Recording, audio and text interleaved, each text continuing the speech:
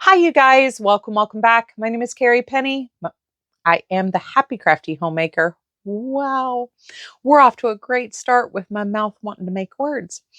So today we are continuing our Understanding Fiber series. And today we're going to be playing with a very nice fiber. I have a little bit of experience in working with yak fiber, but this is the example that I have for us today. So this is from the same company that I ordered from for the camel wool. This is, I think it's Ula and Leah. And this is their marled ruby and mulberry DK weight, 100% yak wool from free range yaks. The yaks live in Mongolia.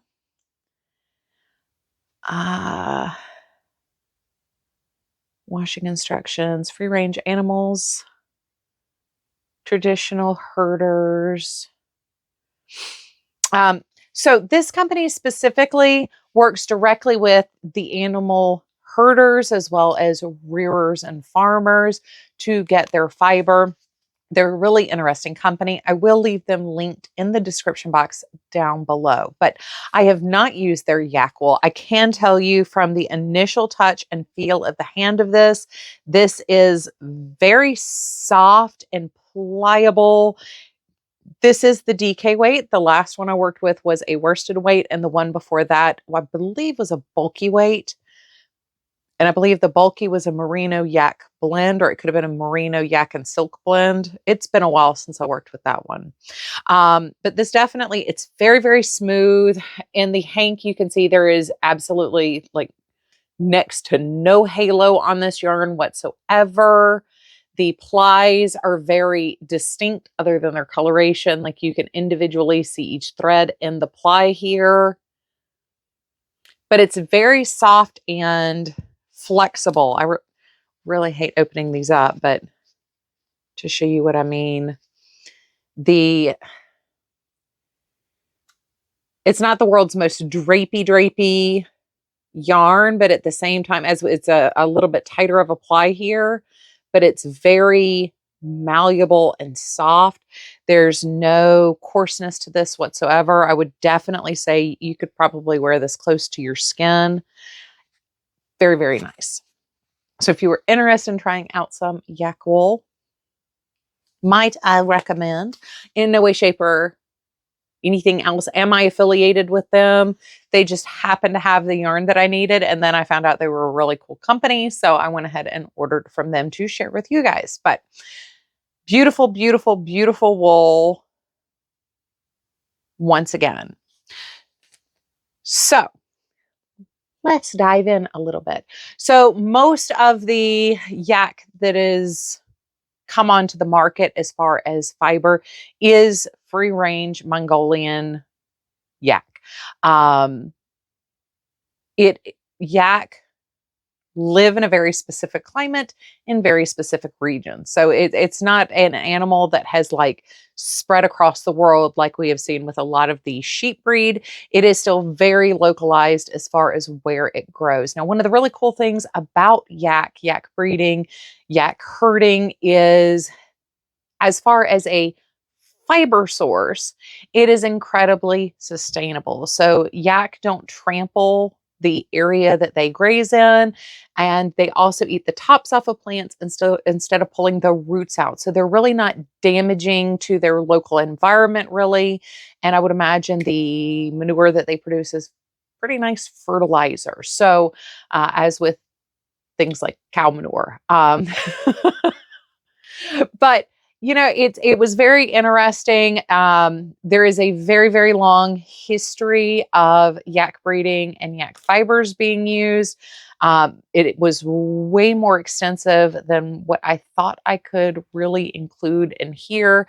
There were a couple of Tibetan yak mentions that were blended in with the Mongolian yak references and stuff. And there's some history there where I'm like, I don't know what I'm looking at. So I'm going to leave the history there, and we're going to immediately dive into the fiber. It is a very interesting history, and it is a very long history of yak being bred, for their fleece, for their milk, for their meat, and they are also beast of burden. They are used to plow fields and everything else. They are also working animals as well. So the fiber is obtained for this purpose. The fiber is obtained through combing. So for our purposes as fiber artists, we're primarily looking at the down coat of the yak. And that was kind of a little bit different than some of the other things we talked about with the method of collection of the fleece and fur. So the down is combed off the yak, and then the rest is shorn, and that is generally used, the more coarser wool is used for insulation, and apparently that is now also moving into things like parkas and stuff like that in the Western world, but locally they're used for like tent insulation, and then also blankets as well as rope. So this is a very durable fiber. It also has a higher tensile strength. As with the camel wool, this is also a hollow core fiber, which means that we have a much higher warmth to weight ratio of this wool. The air pocket inside of the fiber allows heat to be retained closer to the skin, but it does also absorb moisture. It can hold up to 30% by weight of the moisture to fleece. So like if you make a swacket, a sweater jacket out of it, the weight of the wool can hold up to 30% of its own weight in water, keeping moisture away from the skin layer. Once again, if you've got external moisture, keeping that moisture away from your skin. I thought that was kind of cool. This is considered a luxury fiber based on the limited amount produced per animal. It has a very soft touch, but it's more durable than something like, say, a cashmere, which has a similar micron count. Yak down has a 15 to 20 micron count, whereas cashmere's 14 to 20. Yak does have a shorter staple length though. So a lot of the times when you see it spun, it is more tightly spun. If you are wanting to spin it, most people blend it with a merino, so you have a slightly longer staple length to combine with the wool to give you a easier draft. There are other drafting methods that you can use other than like straight draft or a fold over draft, but my spinning knowledge is not there yet. I am a very baby beginner spinner, but there are special ways to deal with shorter staple length fibers if you wanted to spin 100% yak fiber. We talked about the sustainability. It is an antimicrobial and hypoallergenic fabric as well. We talked about how it is combed for the down and carded. Adult yak produce between 300 and 700 grams of down annually, which is why this is classified as a luxury fiber.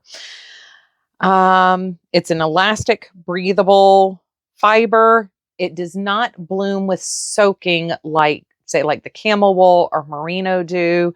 It stays kind of true to the form as what you see in the yarn. It's not going to hugely expand when you soak your final project. No halo. It felts super easily. So there are actually quite a few places you can find yak wool blankets that are felted blankets. It does take dye very well, but because white yak is not a highly bred animal, as it's not bred specifically just for fiber, it is bred for multiple uses. It tends to be over dyed. So most of the colors you're going to see in the yak are going to be over dyed, warm, rich colors like this instead of like pastels and kind of more on that lighter variant. I have never seen yak wool that has been bleached. So I don't know how it holds up to something like that as far as the manufacturing or the pre-dyeing process or anything. I know that I've seen a couple of different types of wools that are bleached wools instead of naturally white wools. So I don't know how it holds up to like heavy chemical treatment. I do also know I have never seen it in a superwash variety. So it does not appear to be a fiber that people tinker with very much, which I would have to say would be kind of a shame if somebody were playing with it a lot, because it is naturally just a very nice fiber to work with. Unfortunately, my previous yak wool projects have either been gifted or sold over the years, so I do not have those to show with you guys, but I can tell you from having worked with it, this is the type of yarn. I think personally cables would be beautiful in this, especially since you're not going to gain or lose definition. It will pill on you though, so just know you're going to have to, take a gleaner to it. With the wool fibers, I don't mind the pilling quite as much as I do with the synthetic fibers, as the natural innate properties of these is natural wear. So, things like sweaters and swackets, you might have a little bit extra wear, in areas like the underarm.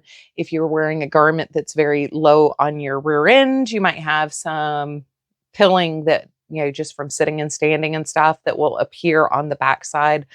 It is incredibly soft. I thought it was lovely in lace weight.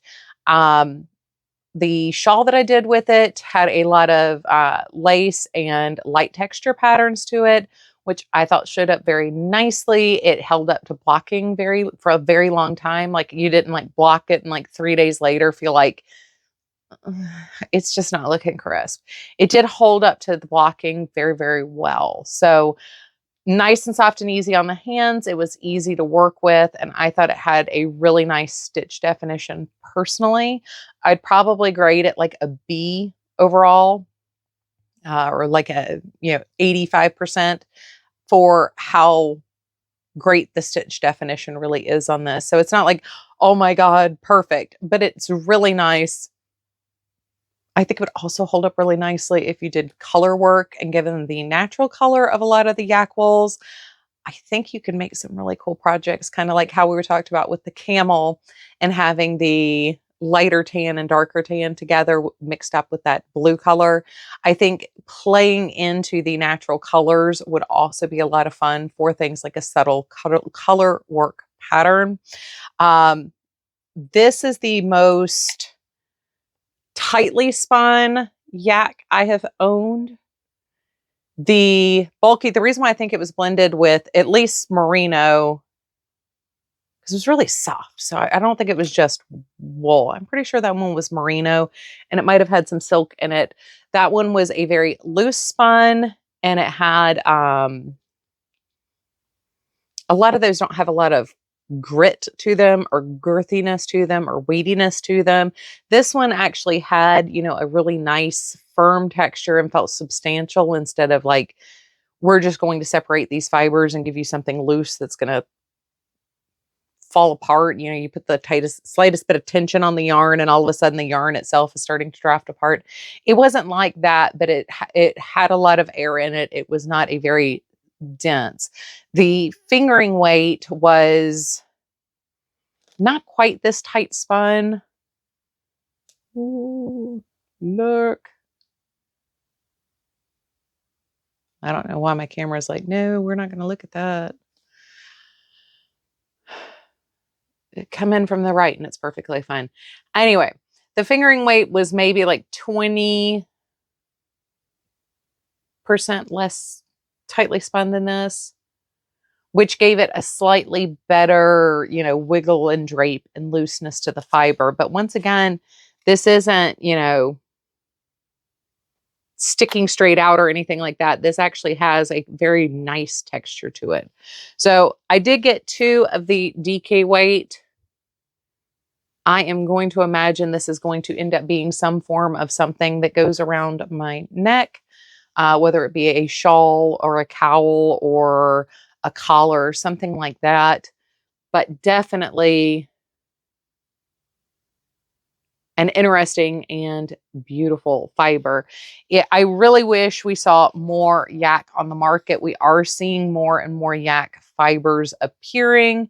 I have seen a couple of different places now where you can purchase yak wool sweaters, which is kind of nice. I haven't seen one of those crop up in like a local store, but I am now seeing them kind of online more, where at least a certain percentage is yak wool. So If you're looking for something that is going to keep you super duper toasty and be worth the time and effort that you're going to spend in a long-term project, might I recommend giving Yak a shot.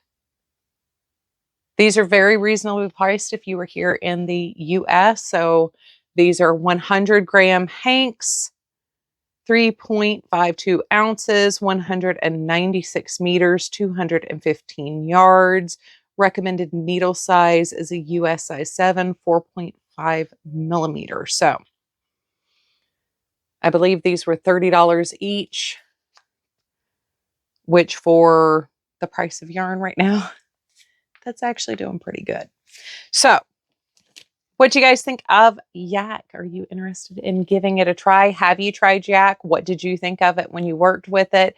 Have you crocheted it? Because I've only knitted it so far. So have you crocheted Yak wool? And what did you think of how that worked up? I love you guys. I hope you are having a wonderful, fantastic day. Please take care of yourselves. Bye, guys.